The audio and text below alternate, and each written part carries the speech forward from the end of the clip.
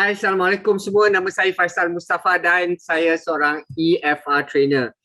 Dalam video kali ini, saya akan sambung perbincangan kita dalam siri EFR Primary Care yang sebelum ini. Dan kali ini kita akan merangkumi definisi dan maklumat latar belakang rawatan primer ataupun CPR, dan kita juga akan merangkumi topik dalam menggunakan AB CAPS dan kitaran perawatan untuk mengutamakan rawatan primer. Sekiranya anda suka dengan video ini, anda boleh tekan like, anda boleh subscribe kepada YouTube channel ini, dan sekiranya anda mempunyai sebarang persoalan ataupun pertanyaan, anda boleh tinggalkan komen di bahagian bawah.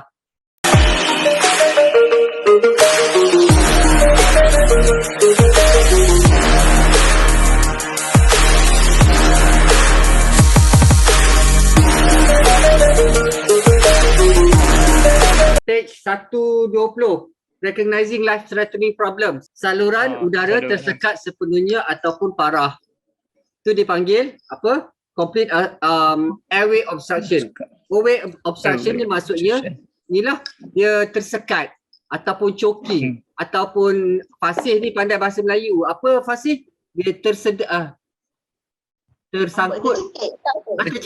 Tercekik. Dia tercekik. Dalam keadaan kita tercekik, kita tak boleh bernafas dan selalunya victim, mangsa akan buat macam gambar tu. Dia punya tangan akan memeluk dia punya leher. Untuk menahan ataupun dia cuba ada satu halangan lah. Dalam keadaan kalau anda lihat mangsa macam tu, ini kes choking. Choking ataupun airway obstruction. Dia menggenggam ataupun mencengkam bahagian leher ataupun tekak. Ini adalah isyarat kecemasan universal untuk tercekik. So what do you do is kita berada di belakang victim. Kita berada di belakang victim, kita buat satu macam genggaman, penumbuk, tekan di bahagian tengah. Macam mana kita nak tahu betul-betul di tengah? Kita cari dia punya pusat, atas pusat. Kita punya rangka ni, ada ni kan? Ada dua. Dia atas pusat, kat sini, di tengah-tengah. Dekat itu yang paling maksimum sekali, kita boleh memberi kesan yang paling maksimum lah maksud dia. Bila kita tekan ke dalam dan kita tarik ke atas. Kita tekan ke dalam, kita tarik ke atas. Itu cara dia. Ini adalah keadaan yang mengancam nyawa. Nombor 1 is heart attack. Nombor 2 is cardiac arrest. Nombor 3 adalah stroke. Nombor 4 adalah airway obstruction. Tercekik. So 4 ni mengancam nyawa. Macam stroke ni dia ada macam penyakit daripada mungkin pemakanan dia, tapi airway obstruction ataupun tercekik siapa-siapa boleh kena, dekat restoran boleh kena. Now kita masuk kepada definisi maklumat latar belakang rawatan primer ataupun CPR. Apa itu primary care? Primary care adalah langkah pertama dalam kita punya kitaran. Kitaran kita apa? AB CAPS. AB CAPS. C tu. AB itu yang awal. C itu adalah yang utama, yang paling penting dalam kita punya kitaran. First of all, kita mesti tahu apa itu CPR. Ini penting, CPR, cardiopulmonary resuscitation. Apa cardio? Cardio itu bermaksud jantung. Pulmonary adalah paru-paru dan pernafasan. Resuscitation menghidupkan semula ataupun mengembalikan kondisi yang tidak sedarkan diri. Cardiopulmonary resuscitation. Jika pesakit tidak responsif dan tidak bernafas secara normal, anda mulakan CPR dengan segera. So, macam mana kita nak tahu yang patient ataupun victim itu tidak bernafas? Kita perlu check lah. Kita perlu check dulu. Apa kita buat? Look, listen and feel. First responder macam lelaki tu. Kita letakkan telinga kita rapat dengan muka dia, kalau boleh dekat hidung dia. mata kita melihat kepada dada dia. Sebab dada akan menunjukkan dia bernafas. Look, what do you look? What you see, what you look for increasing chest. Dada yang turun naik maknanya dia bernafas. L, listen. Listen for the breathing. Maknanya kita punya telinga tu dekat dia punya hidung. Kita boleh dengar dia bernafas. Dan feel. Feel adalah you feel the breathing. Kita letak kita punya jari dekat dia punya mulut ataupun dia punya hidung. Kita boleh tahu dia bernafas ke tidak. Kalau tidak ada tiga-tiga tanda ni, maknanya the victim is non-breathing. Dan straight away kita mulakan CAP. Exercise ni kita dah buat. Kita punya lengan mesti tegak 90 darjah di atas dada mangsa. Kita tekan berapa dalam Fasih? 2 inch. Dan berapa chest compression? Kita mesti buat 30 chest compression dan 2 rescue breath. Berapa speed dia? Speed dia ialah 100 hingga 120 tekanan dalam masa 1 minit. Tak boleh laju, tak boleh perlahan sangat. Dan kita perlu buat secara berterusan sehingga mangsa pulih, pernafasan dia kembali pulih. Fasih, boleh tak kita menggunakan kaki kita untuk tekan? Kalau ada tekanan, boleh ke? Ya, boleh. Boleh sebab kita perlu tahu yang mangsa tu sebenarnya dah tak bernafas dah. Dan secara kata lain, secara medical dia dah mati. Dia dah mati, dia dah tak bernafas, maknanya mati. So apabila mati, kita tak akan menjadikan dia tu lebih teruk daripada mati. Mati tu dalam keadaan yang paling teruk. So kalau kita guna yang cara lain pun, dia dah mati dah. So apa yang terbaik kita buat. So kalau kita punya tangan kita tak cukup kuat untuk beri pressure sedalam 2 inci, so we can use other alternative. Kita guna kaki aja. Okay, kita pijak. Macam mana CPR ni berfungsi? Sebab apa kita tak boleh terlalu melaju? Pap. Dia tidak pump. Kita tekan. Dia tak pump. Apabila kita tekan, baru dia pergi. Baru darah daripada ni dia akan mengalir ke tekan, dia mengalir. Tekan, dia pergi ke seluruh badan. Kalau kita tekan, dia pergi masuk macam tu. Tengok balik link yang saya hantarkan ke dalam WhatsApp. So dia secara animasi dia 3D. Digunakan bagaimana CPR tu sebenarnya dapat membantu. Dan you have to do it immediately. Tak boleh tunggu lama. 4 minit aja. Terus brain dia akan padam. Kalau kita tak buat 2 inci, kita tak dapat cecah dia punya jantung. So kita akan tekan dekat dia punya tulang rusuk je. Which is tulang rusuk dia dekat atas. Kita tekan dekat atas ni.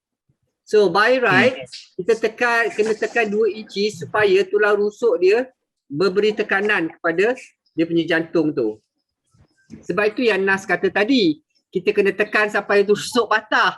Tak semestinya rusuk patah. Rusuk tu dia macam ni, dia macam tu. Kalau you terlalu kuat, dia prek macam tu. Tapi tak apalah. Okay, janji kita touch dia punya jantung. Dia tulang rusuk kita macam ni. Kita tekan dia, dia macam tu. Nampak? Dengan cara kita pump, blood akan flow kepada seluruh anggota badan kita, terutama sekali ke bahagian otak. CPR digunakan sebagai prosedur rawatan kecemasan sementara menunggu AED ataupun EMS sampai. Walaupun bagaimanapun, ia adalah satu rangkaian penting dalam rantaian kelangsungan hidup. Kita balik kepada chain of survival. Okay? Ni rantaian kelangsungan hidup, chain of survival.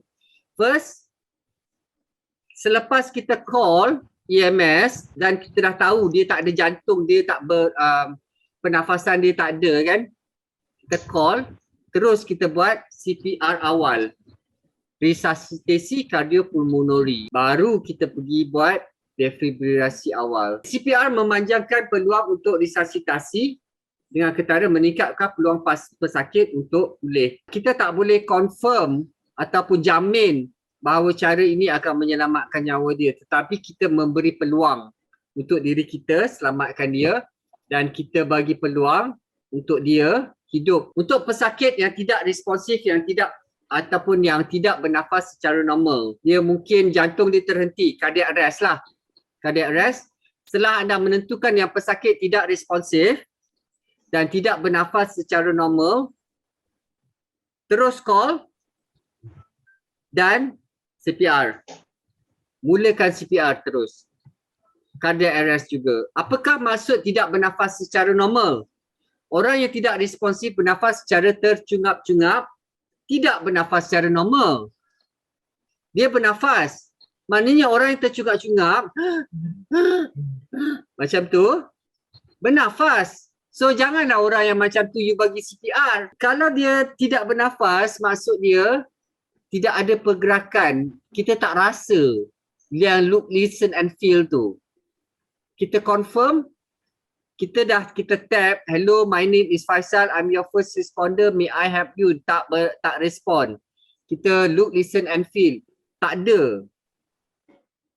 Baru ya tak bernafas. Ini tak ada dengar apa-apa pun dekat dia pernafasan. Dalam beberapa minit pertama selepas jantung berhenti, pesakit mungkin hampir tidak bernafas ataupun menarik nafas yang jarang-jarang, perlahan dan bising.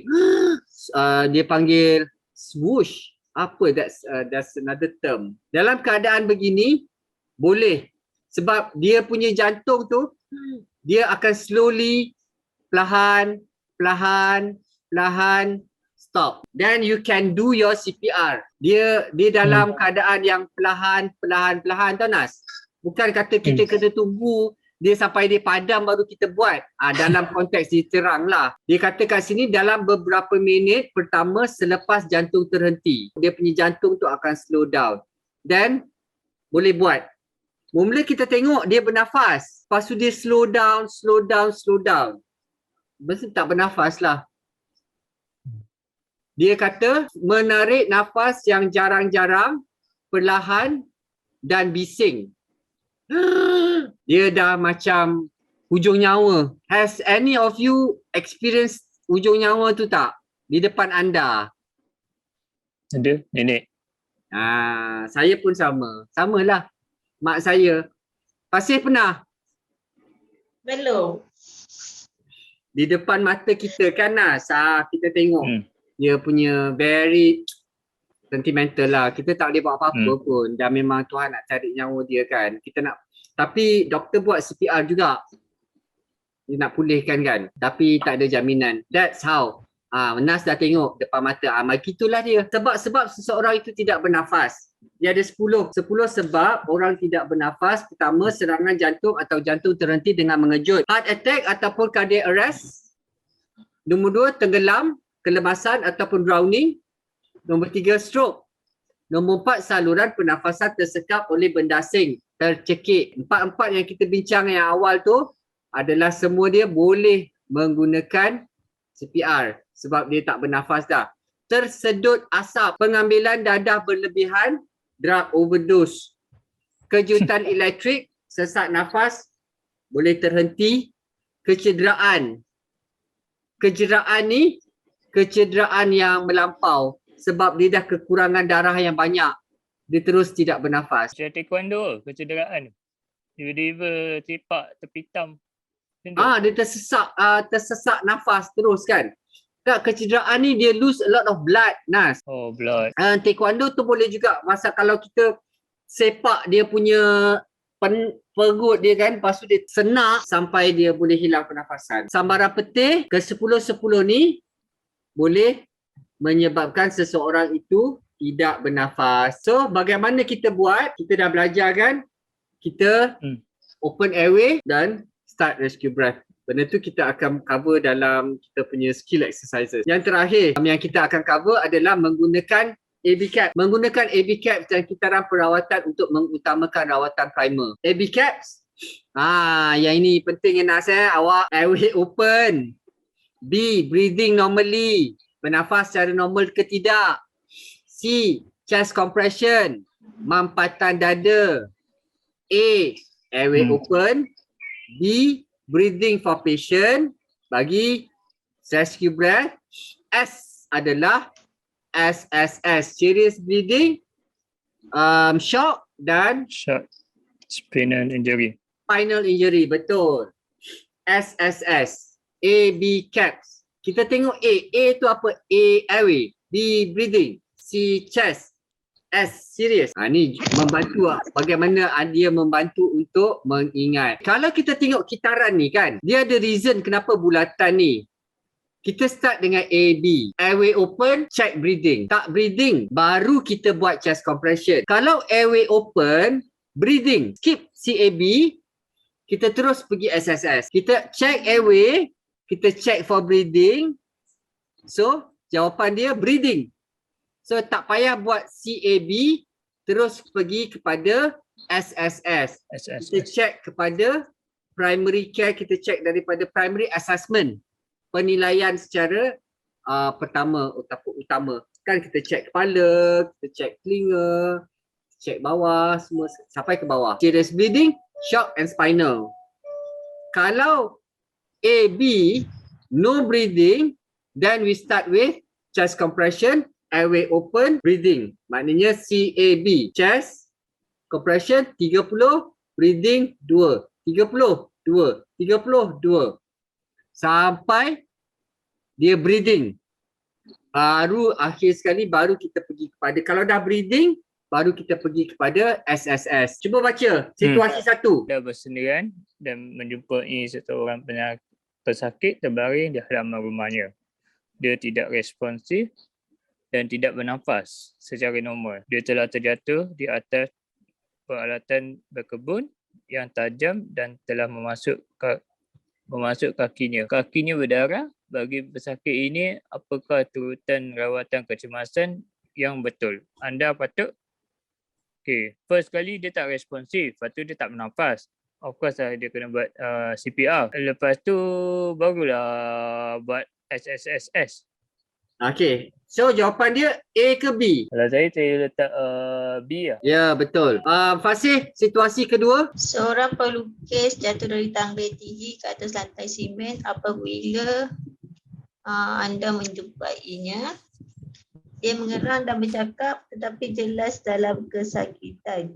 Bagi pesakit ini, apakah turutan rawatan kecemasan yang betul? B, bawah. Periksa tempat kejadian, usahakan yang saluran pernafasan terbuka dan pernafasan normal. Ya, betul. AED ni kita juga dah cover dan kita akan cover lebih mendalam dalam kita punya certification AED. Anda semua akan di-certified as AED. Ini adalah satu peralatan yang ada di tempat-tempat awam yang kita boleh menggunakan dalam kitaran kita. Maknanya CPR, dia memberi kejutan kepada kita punya jantung. Bagaimana ia berfungsi? Senang sahaja. Dia ada button, plug in dan dia ada bateri dalam tu. Kita plug in dan kita on terus. Kita dengar arahan yang dia nyatakan oleh mesin tu. Kalau dah terlupa, masa kita buat skill exercise, baca manual. Dalam otak tu ada manual. Kita lihat di tempat-tempat awam, dia ada tulis AED besar-besar. Pecahkan aja kaca tu, ambil keluar. This is how it looks like. Dia punya button on selalunya warna hijau. Apabila dia kata kejutan, lampu merah ni akan menyala dan anda cuma tekan saja. Beri kejutan. Make sure line everybody is clear. Jangan kasih orang yang menyebuk-nyebuk. Kita ni ramai yang suka tengok aja menyebuk. Tepi semua orang. Pasal dia punya kejutan tu mungkin akan memberi kesan. Yang terakhir, kita pergi kepada SSS. Pendarahan serius, renjatan, kecederaan spinal. Pendarahan serius ada 3. Arterial ni pancutan. Dia seperti kalau kita kena tikam, tusukan. Itu kena kepada pengaliran saluran darah. Nombor 2, dia terpancut. Okey, dalam keadaan ni apa kita buat? Kita kena bagi pressure. Kalau tidak, dia akan terus drain out. Keluar, pump out. Kita kena bagi satu tekanan, pressure, put a pressure on dan tekap. Venous, vena dipanggil. Venous ni dekat urat juga, tetapi dia punya pengaliran darah tu dia macam macam tu. Dia tidak terpancut, dia macam dia kena dia darah dia keluar. Dia tak mengalir, dia baru dia perlahan dia mengalir. Macam air mata. Dia lain daripada venous, dia mengalir tapi dia tak mengalir banyak. Dia mengalir aja macam tu. Contoh seperti apa kita toreh. Kan? Kita toreh dia keluar. Kita kena lalu pisau kan. Tu venous. Yang ketiga, capillary. Capillary ni macam kita jatuh bersikal. Dia tergeser. Macam tergeser. Lepas tu dia warna putih. Lepas tu dia kembang dia jadi merah. Darah tak mengalir. Dia luka. Shock. Dalam keadaan shock, kita selimutkan dia dan kita letak kaki dia naik ke atas 6 inci. Ini you kena baca dah tak boleh tak tolong lah. 9 ni kena tanda-tanda rejatan yang penting. Nadi yang laju dan lemah, warna tisu pucat dan kebiruan, kulit basah dan lembab, mungkin menggigil, kekeliruan mental, kebimbangan dan kegelisahan, kesedaran berubah-ubah. Dia ada semua ni dalam page 133. Kesedaran berubah-ubah is altered consciousness. Loya dan mungkin muntah is nausea. Nausea ialah loya dan mungkin muntah. Perhaps vomiting. Kehausan, dia rasa thirsty. Mata kurang bersemangat, lackluster eyes. Ataupun kelihatan bingung. Dan akhir sekali pernafasan cetek tapi laju dan sukar. Kalau kita nak pastikan orang tu shock, walaupun dia tak ada bagi tanda-tanda tu, kita boleh tanya dia. Nadi yang laju dan lemah kita tak boleh tengok, kita boleh check. Kita tahu berapa nadi dia dan kita tahu dia laju ke lemah. Warna tisu pucat, kita boleh tengok. Ini semua kita boleh tengok tanda-tanda tu. Kita tak payah tanya dia. Selimutkan dia. Spinal, spinal lah paling senang sekali. Kita check dekat belakang tu. Kita pegang aja tengkuk belakang tu, dia dah menjerit. Spinal lah confirm. Dah. Tok Sam gerakkan dia. Yang ini, tulang belakang dia ni mesti lurus. Kalau awak bengkokkan, awak menyebabkan lebih mudarat. Luruskan dia. Tanda-tanda spinal seperti dalam page 134. Perubahan tahap kesedaran seperti pingsan. Dia panggil change of consciousness, light fainting. Kesukaran untuk bernafas, dalam English dia panggil difficulty of breathing. Masalah penglihatan, vision problem. Vision problem ni macam mana you nak check? You tunjuk, ni berapa ni dek? 4. Memanglah. Bukannya masalah penglihatan Dia bukannya sabun. Dia memang tak nampak. Okey, dia dah double vision. Kita tunjuk ni dia nampak 4. Ketidakupayaan untuk menggerakkan satu bahagian. Tertarik, ini dia tak boleh angkat. Dia panggil inability to move a body part. Okay, 1 minute. Sakit kepala, muntah, hilang keseimbangan, kesemutan ataupun kebas pada tangan. Rasa semut-semut, sakit di bahagian leher. Berikut adalah punca-punca akibat orang kena spinal.